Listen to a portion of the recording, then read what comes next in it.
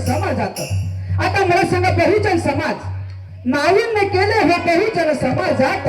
बाबांनी ज्यावेळी आपण दुःखी होतो माझ्या सेवक बांधलेल्या बाबांकडे जायचं बाबांनी कधी जाती भेद केला नाही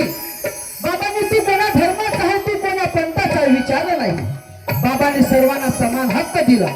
आणि आपण आज काय करत आहोत आपण स्वतःमध्ये काय करत आहोत फुटाफाट करत आहोत बाबा होते तोपर्यंत बाबांचे नियम